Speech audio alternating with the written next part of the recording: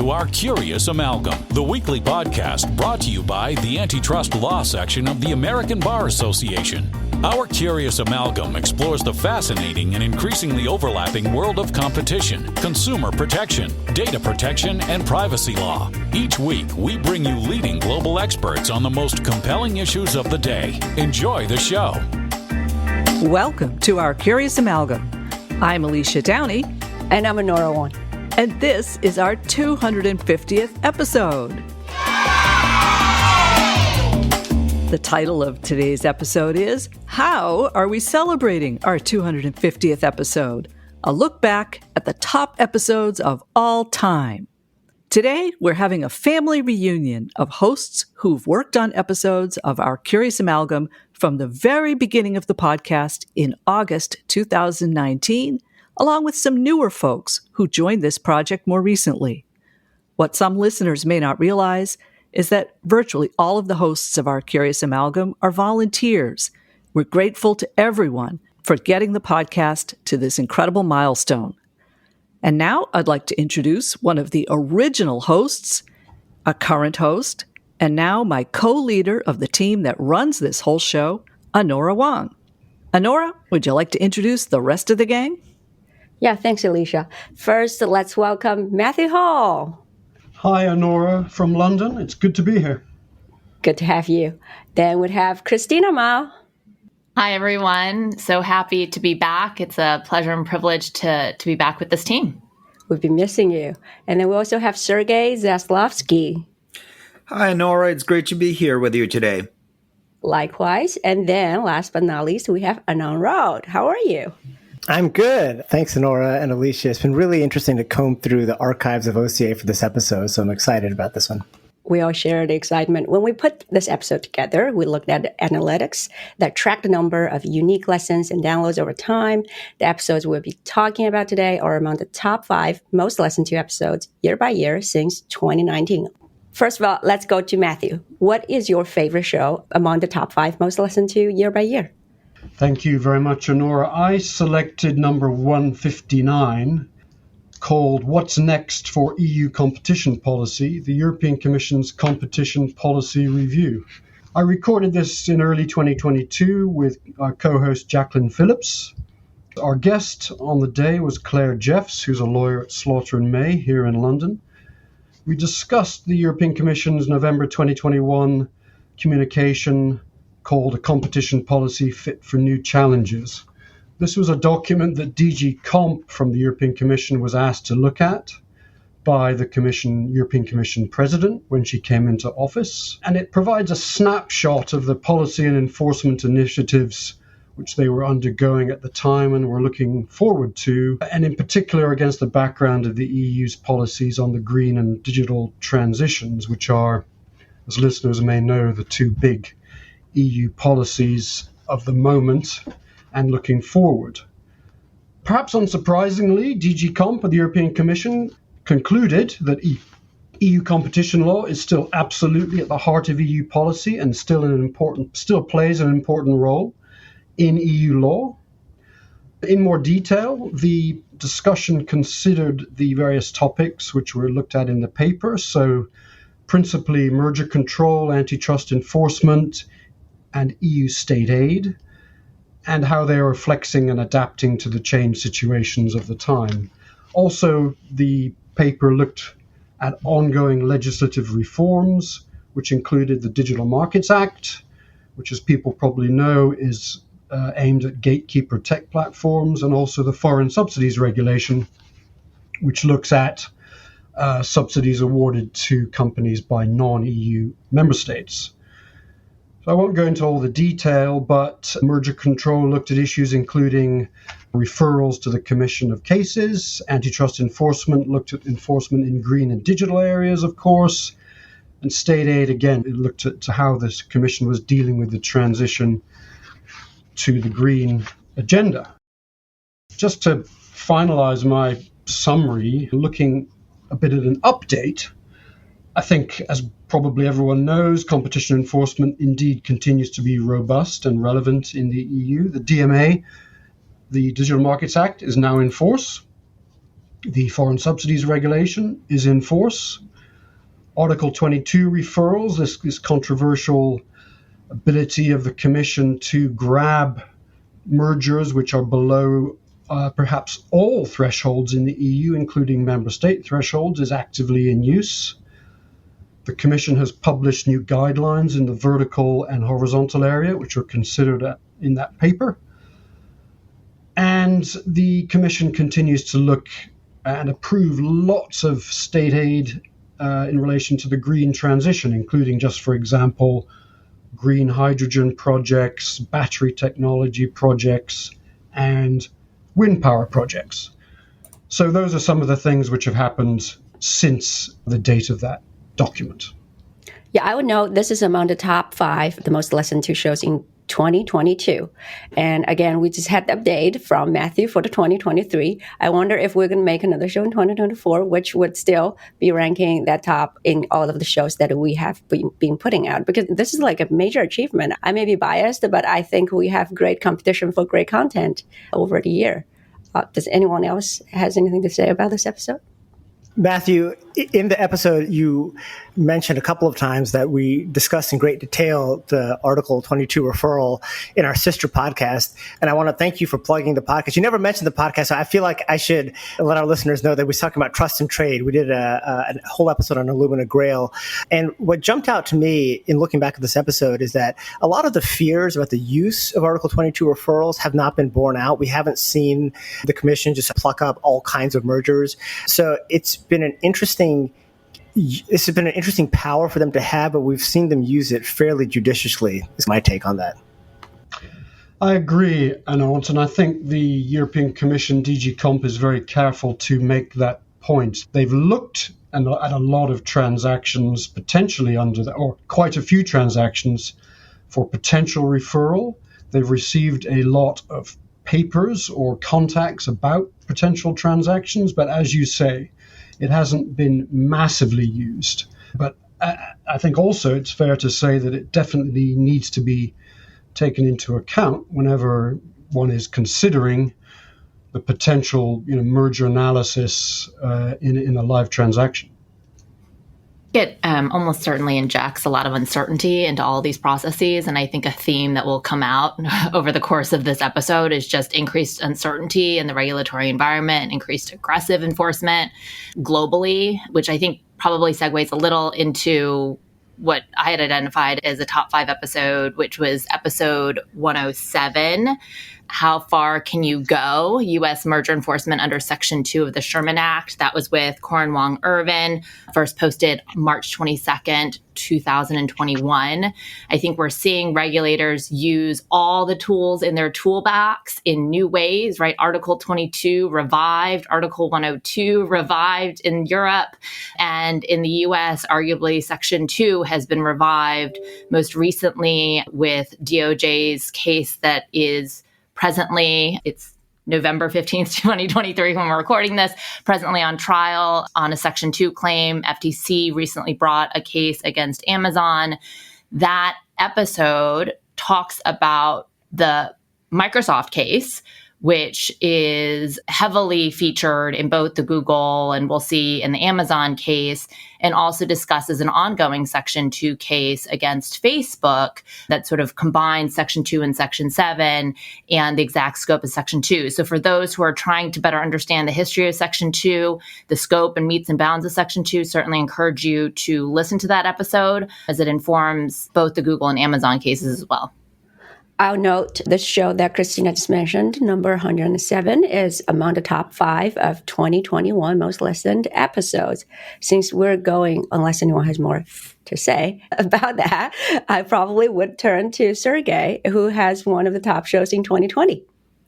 And so Christina mentioned that her favorite episode dealt with a Microsoft case. I picked one that went a little even further back in history.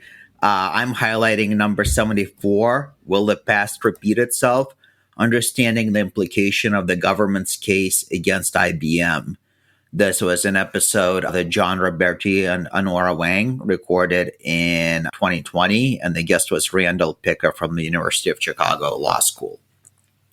The episode covered the IBM case that was brought in 1969 and that lingered for 13 years until it was finally dismissed in the early 80s. And what really made it interesting for me, it was really amazing to hear how many of the issues that we see come up in current big tech cases, like tying and bundling, interoperability, open versus closed ecosystems, came up in a tech case that was brought over 50 years ago. I think people tend to think that the current enforcement environment and the current cutting edge cases are all based on really new ideas. But a lot of these ideas have analogs in the past that current practitioners may not be aware of. And actually, there was another episode in the archives that I really liked, also from 2020, that had a similar theme. It was number 79, Will the Past Be Prologue? Understanding the History of Enforcement of the 1970s. And there, John Roberti and Christina talked to Tim Murris, the former chair of the FTC. And that episode makes clear a lot of the current progressive enforcement ideas of the neo-Brandisian schools were actually quite popular in the 70s, including wanting to break up big tech, although in the 70s it was the auto industry that was the target, taking non-economic factors into account in merger control, expansive use of FTC Section 5, and other ideas. So it really seems, as the guest said in the episode, history may not repeat, but it rhymes. And I think it's really valuable to have that historical perspective. A lot of the things we think are new are actually not as new as we think. Thank you, Sergei. I will provide a comment that's not on substance, which is whenever we get a great speaker, like a professor who can really tell stories, or like Tim Murris, who has experienced the history firsthand, it's always good to get their perspective and how would they interpret certain events or cases. And on that note, I would highlight one of my favorite shows, which is number 149, also one of the top shows in 2022. The title is Who Killed Chicken Farming in America? Concentration and Price Fixing in a Poultry Industry. Again, the reason why I really like it, among others, is that this is perhaps one of the only show we have three speakers presenting really different perspectives, and they were all very effective in bringing out their perspectives vividly, sometimes with force. And I remember in the show we had a contract poultry farmer, we had a writer, and we also had someone who is a former DOJ enforcer speaking from their perspectives on the industry. And I'll note Anant is a host in that show, and he did a great job in implementing the three-way talk, and no one's really talking over each other, but really effective delivery. That was actually my first episode hosting of Our Curious Amalgam. And what I liked about that episode was that oftentimes our antitrust discussions can be people talking theoretically about how they think something's going to happen, and to have an actual chicken farmer in there talking about his experience, I think made it the kind of episode that our broader listener base, who are not necessarily practitioners or enforcers, were able to appreciate. Yeah, and while we have you, why don't you mention one of your favorite shows? Sure. Thank you, Anora. So the episode I wanted to highlight is episode 134. What does it all mean? Wu, Khan, Cantor, and antitrust reform. And Anora, you set it up nicely when you talk about having great speakers and how engaging they can make the material. This is one of our most listened to episodes. And the guest was former chairman of the Federal Trade Commission and floating competition global eminence grise Bill Kovacic, who was there to talk about what to expect from Tim Wu, Lina Khan, and Jonathan Cantor, and their 2021 executive order on competition that had been published a few months earlier. Yeah, Kovacic was the perfect guest for this because of his deep understanding of the historical trend lines of U.S. antitrust law and his insights into global antitrust law. And also just like his manner of speaking, he's so impassioned. He's like that scientist in the first part of the disaster movie trying to warn people that an asteroid is coming. One of the reasons I think this episode holds up so well is how perceptive Bill's answers are. Christina, you asked him, what have Tim Wu, Lina Khan, and Jonathan Cantor actually done? And bear in mind that Jonathan Cantor hadn't even been confirmed at this point. But Bill's answer, which I thought was great, was they've changed the conversation. And he framed their approach not as some radical departure from precedent, but a return to earlier principles. For Bill, there are callbacks to cases from the 70s, Brunswick, Sylvania. Sergei, I would also offer the IBM case you just talked about And if you think about how the defense bar and private industry had over the last few decades effectively cornered antitrust enforcement into a more limited scope where vertical integration is a good thing, where mergers are presumed beneficial unless shown otherwise, where under-enforcement is better than over-enforcement, to where we are now, where people on the street are talking about the need for greater antitrust enforcement, and where young lawyers are passionate about antitrust in a way that you more typically see in civil rights or constitutional law, the conversation really has changed. Another piece of advice he had was to ruthlessly prioritize a handful of issues because the time runs out faster than you expect. And I found this fascinating because, and I would be interested in this group's perspective, it seems like the current crop of enforcers is trying to do a lot of things at the same time, bringing cases, rulemakings, issuing guidance. And I think it's an interesting question about whether they are setting their sights on too much and whether they might be able to effect more lasting change by focusing in on a fewer areas. I think Bill said, if you try to do it all, you'll do none of it, which I think it'll be interesting to see at the end of the Biden administration, how we gauge their success. And another insight that he had that was really interesting is in preparing for this episode, what we were thinking, when I was thinking about what are some of the most consequential events and developments in antitrust since we started Our Curious Amalgam. One, I would say, is the appointment of Lina Khan as chair of the FTC. And the second, I was going to say, was the 2021 executive order on competition. But Bill said it's largely toothless. It is a nice statement, but it really pushes a lot of this work out to other agencies. And I think it's a great question about how effective has that executive order been for us to consider maybe in a future episode. You can point to the Department of Agriculture, which has done a lot with the Packers and Stockyard Act in terms of their competition authority. But Department of Treasury issued a report on labor and query whether it has been, what impact different parts of this executive order have actually had. The inspiration for that episode, Wukong Cantor, was actually a mug, right? There's a mug that I think Melissa had gotten that had said Wukong Cantor. There's an extent to which those characters, those persons had been deified, right? The great crusaders of this wonderful cause. I think that since that mug was created, there's been some humanization of both those leaders and the effort. I think what will be their legacy will, I think, be the change of the conversation and the extent to which we see actual impact will hopefully, in my mind, be a more stepwise change rather than radical institutional change, but an acknowledgement that these are relevant ideas to be talking about, that we should be maybe moving in that direction, but our institutions, our laws require that change happen slowly. And so we'll see sort of 10 years from now, looking back, what that impact will be.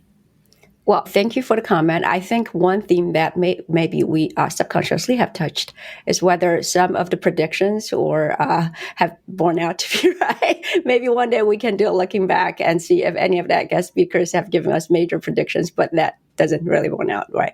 Now, Alicia, coming back to the current year, do you have a favorite show to highlight? Yes, and mine is from the top 5 of 2023, at least as of the date that I gleaned these statistics. And that is episode 204. What does monopoly really mean? A conversation with Barry Hawk, author of Monopoly in America. Now, a few people have talked about how popular and how interesting some of the episodes with an historical perspective are. Barry Hawk's book goes back to the 1600s, centuries before the enactment of modern antitrust law. And indeed, looking at the table of contents of his book, the modern era of monopoly law begins in 1870. It was a great conversation. Don't be put off by the scary selfie that Barry took that's posted on the webpage for the episode. He's a wonderful speaker. He had been a longtime leader of the antitrust bar, a professor at Fordham University. He has written several books talking about American legal history and with antitrust themes. This book itself looks like a great read, and you don't need to be an antitrust law professor to appreciate it. But I urge everybody to give a listen to that episode. For those who might not be aware, every single episode of Our Curious Amalgam is available on the website. So when we're talking about the archives, we're really talking about something that's available to everybody just at a press of a button. You can find it all at ourcuriousamalgam.com.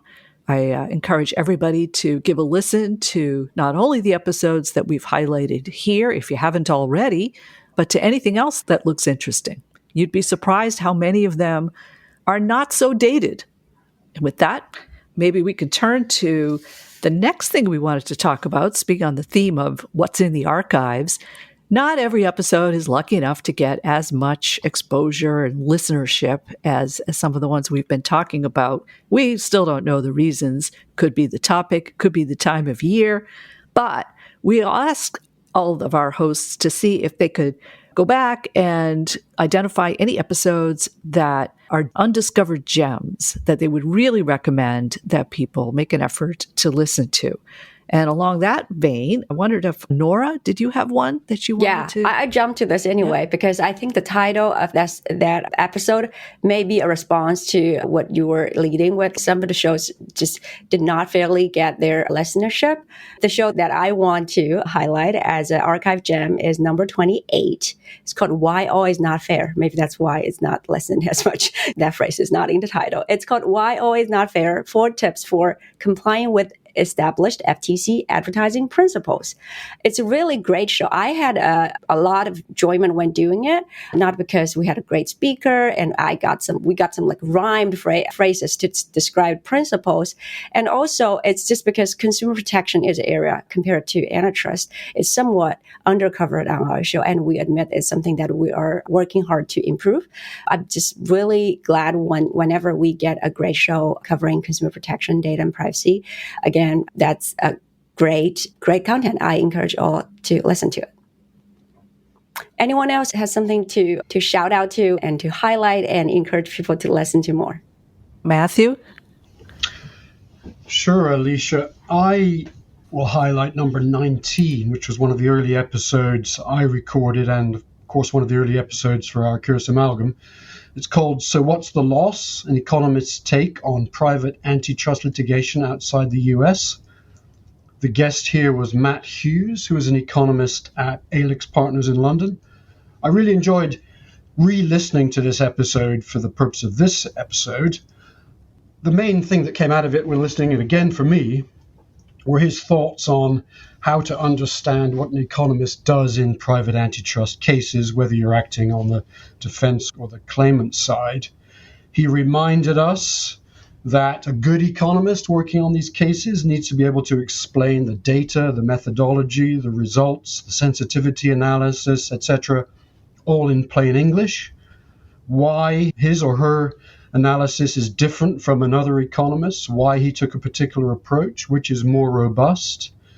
And he helpfully reminded lawyers that we really need to understand exactly what the economist has done, why the approach has been taken, so that the lawyers can then maybe identify issues that can take out the claim and analysis coming from the other side.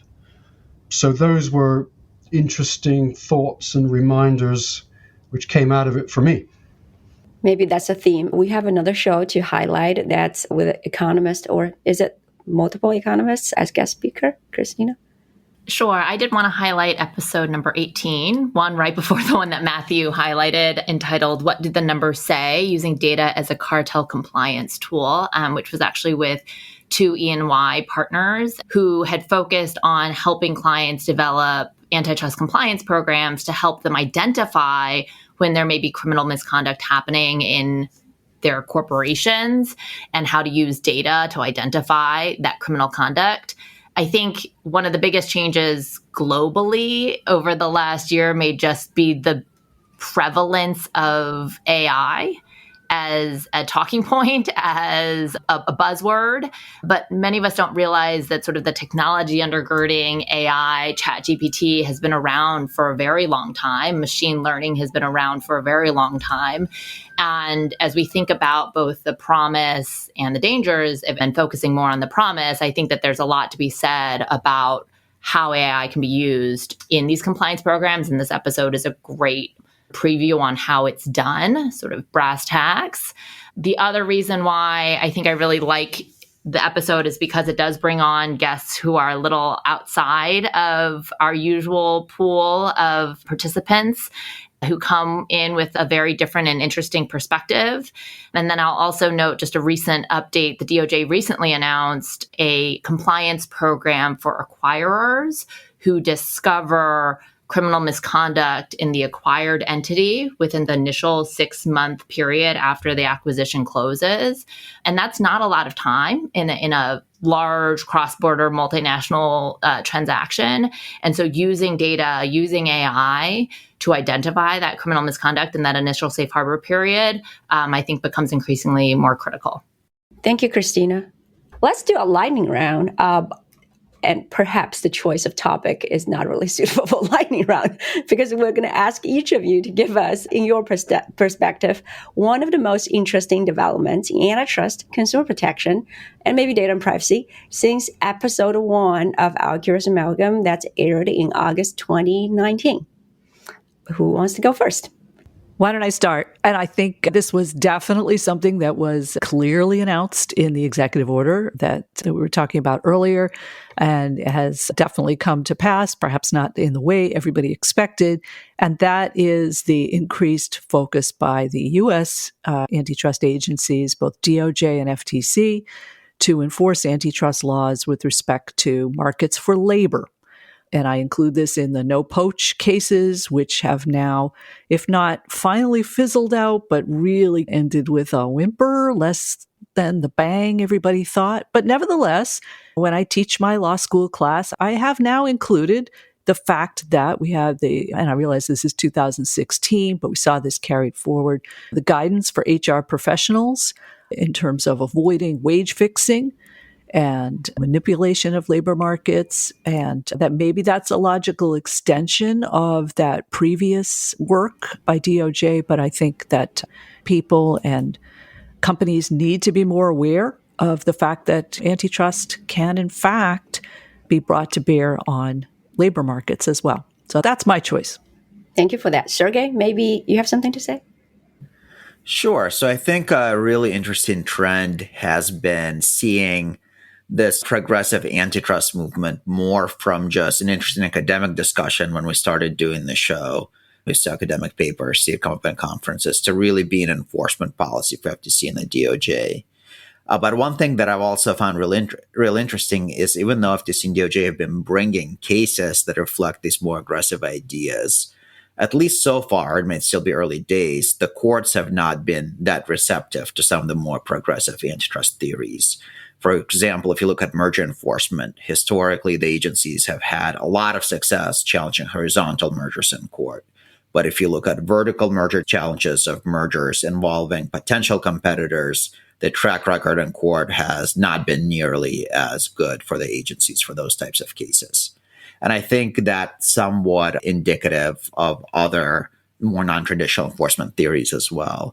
So it'd be really interesting to see where it goes from here. Are the agencies going to keep going with their litigation strategy, but try to tweak anything to find more success with the courts? Are they going to focus more on rulemaking in case of FTC or administrative proceedings in the case of FTC? Is there going to be a renewed push for legislation to get some of these more pro-enforcement ideas into law? It'll be interesting to see how agencies respond to somewhat limited success they've had in the courts so far. Although maybe they'll have more success in the courts. As I said, it's still early days and a lot of important cases currently still pending, of course. And Sergei, we actually talked about this in an episode of Trust and Trade where we did a mid-administration look at the effectiveness of Biden's antitrust policies. And the question was, how do you measure success? Do you measure it by wins in court, in which case it's mixed or not so great? Or do you look at deterrent effects? And I think how you decide whether it's been successful, what metrics you use, will be also critical to figuring out, are they achieving the goals they set out to achieve? I think that's fair. Matthew, do you have anything to highlight from the other side of the pond, as we say? Sure, Anora. And I would firstly comment on Alicia's highlight. It's pretty similar in the EU and UK in terms of focus on labour markets. And the UK has recently, in 2023, started its first 2 labour or employment investigations. So that's interesting to see. But my highlight is the rise of FDI, or foreign direct investment control. Of course, this existed in 2019 when Our Curious Amalgam started, but I think it's just really ramped up amazingly in terms of its importance to transactions. As many listeners will know, most of the regimes around the world have no thresholds. They catch a very wide range of transactions, including in some cases where there are no assets or entities in the country. They catch a very wide range of sectors, and both the sectors and the types of transactions seem to be continuously expanding. So you have to, at least for me, check each and every time that it hasn't changed since the last transaction you're looking at. So that's my highlight of things which have changed. I would just piggyback off of that and highlight what I think is just overall increased politicization of all of these topics. And that is, I think, most evidenced through the increase in FDI, where sort of nationalist, protectionist policies drive some of those decisions. But we're seeing sort of political undercurrents through antitrust regulation, through consumer protection regulation, through data privacy. And there are obviously pros and cons to that. And we could all debate that for hours, but it does certainly affect all of our practices, but also our daily lives. I think the most consequential thing that we'll be talking about 5 years from now was the appointment of Lina Khan as the chair of the Federal Trade Commission. And putting aside the direct impact on our bar and people who practice our field, I think there are a couple of important lessons for how to effectuate lasting progressive change in antitrust enforcement. So what are the tools you have? You can get new laws. You can use the existing laws to their fullest capability. You can establish new case law. You can do new rulemaking. You can issue new guidance, and you can get in new permanent staff. The window for new laws has closed for a couple of years, but Lina and her team using all of these approaches so that this is not just like a one-off 4-year thing, but they are trying to fundamentally change the way we're going to think about antitrust for the next several years or decades. And secondly, I think this is a lesson for progressives on how you use the levers of government to get the change that you want. And I'm going to sound old here when I say that I've noticed that in some of the younger generations, they're not system people. And maybe this is a function of growing up in an entrepreneurial tech environment. But I've seen that if they can't change the parts of the system that they disagree with quickly, they'll leave and start their own thing rather than try to effectuate change from the inside. And that works sometimes. But what you saw the progressives do with Biden is that they disagreed strongly at the primary level, but then they threw in with him. And once he was in office, they were able to pinpoint which parts of the administration can we get our people into. And just in a couple of years, you've seen a transformation, as Sergei was saying, of these almost fringe theories to becoming mainstream practice. And that is a lesson for how you work within the system to get the kind of change that you want. I'm not sure we'd call them mainstream just yet, but leaving that debate aside, and believe me, we have episodes that focus on that very debate. Anora, did you have a trend or development you wanted to highlight since you first began, since you're one of the original hosts? Yeah, now it's time to really reveal something that's behind the scene, right? When I started doing some shows in 2019, and I was still very junior in my practice, I was really ambitious. I think, we want to do a whole tour of the world. We're going to cover various jurisdictions and how they, practice their competition laws. And then I think there were opportunities to spot some convergence. But now when we do think about how, let's say, for instance, recently we did an episode on price discrimination litigation in China. That's probably not a thing that we'll be talking about here in the US. It's just what I have been observing is that it's not that easy to find something that's convergent amongst very different jurisdictions now. That's a great observation, too. And with that, I think we're going to transition to the final segment of this show, something that we do with every show. But here we have guests as hosts as guests. Let's go around and everybody tell us something interesting about yourself that's outside of your professional life. Anora, what's something interesting about you? I do have something that I was told that's unusual, and now I think that's somewhat become known to people who I work with, which is that I like baby foods. I like eating like veggie smoothies or applesauce out of a pouch. And sometimes I do that at meetings. Now, I guess some people who I work with do notice that, and they're sending me notices saying that, do you know some of those products have been recalled because they're containing lead and then causing problem with infants and toddlers? It's really bad for infants and toddlers, but I'm one of the people who might be in a class action for that too. Oh, at least you're not drinking formula, I hope. Oh, no. Okay. Matthew, what's something interesting about you? It's strange being on the other end of this question, Alicia, after asking it so many times. For me, I would highlight that I live currently in the UK near London, but I've lived over half my life outside the UK, in Belgium, and before that in the US. What happened to your American accent? What happened is that I moved some time ago. I finished 9th grade, junior high school, and left after that. How about you, Christina? I will say that I am an avid participant of anything and all things water sports, starting from being a swimmer from a very young age and being a competitive swimmer, and then now scuba diving, snorkeling, water skiing. Anytime I can get near water, I love it. I even did a workout the other month, which was like spinning in the water, which was a new experience, but I'm open to anything water sports. Wow. So you're basically channeling your inner mermaid in all of these things. Excellent. How about you, Anant? So Rosa Parks and I had the same boss at one point. We both worked for John Conyers, not at the same time. She's considerably older than I am, but that's usually like a fun one to bring out. Okay, that's interesting. And finally, Sergei? I'm going to cheat a little bit because mine is somewhat law related. My great-grandmother had to move to a different country to become a lawyer. She was a young woman in the Russian Empire in the early 20th century when women were not allowed to go to law school there. So she moved to Switzerland to go to law school, graduated in 1911, and then practiced there until the outbreak of World War I forced her to move back to the soon-to-be USSR. She actually moved to Odessa in Ukraine. And luckily, her diploma survived 2 world wars and a lot of other historical events. And when I graduated law school in 2011, my parents gave me her diploma from exactly 100 years ago, since I was the only lawyer in the family. And I have it hanging in my office now. Oh, that's incredible. That's a wonderful story. Alicia, you're not escaping this one. Oh, I thought you'd leave me. I thought we would forget about What's me. something interesting about you that we probably have not known? Okay. I am an avid flamenco dancer, to the point of I take class regularly, flown to Spain to take workshops, and I love the music. I love the dance, the costumes, the community.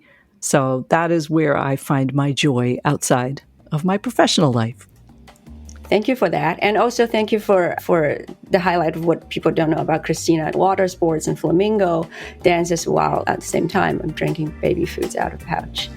Really a moment for you to think. That's okay. You have a long life ahead of you, Anora. Thank you.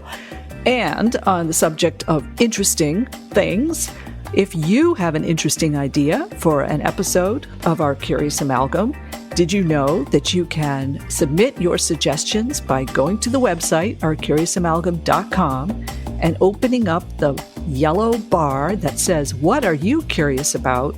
and recording your feedback and suggestions. You can also send us an email. You'll find that information on the website.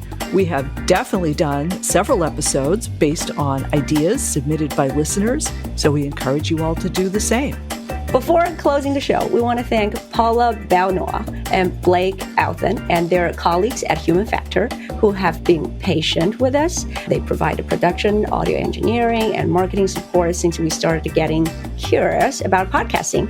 And we want to thank the leadership and staff of the ABA Antitrust Law Section for their great support. And we want to thank all of the wonderful speakers we have for sharing their views. And last but not least, thank you for listening. Thank you for listening to this week's episode of Our Curious Amalgam. a competition, consumer protection, data protection, and privacy law podcast. It is produced and shared around the globe by ABA's Antitrust Law Section. The opinions expressed by the participants in this podcast are their own and do not necessarily represent their employer or other organizations. If you like what you heard or would like to become a member of the American Bar Association, please check out what the Antitrust section has to offer at ambar.org/antitrust. You can learn more about our podcast at ourcuriousamalgam.com. If you have comments, suggestions, or podcast ideas, please reach out to us at podcast@ourcuriousamalgam.com. Until next time, thank you for listening.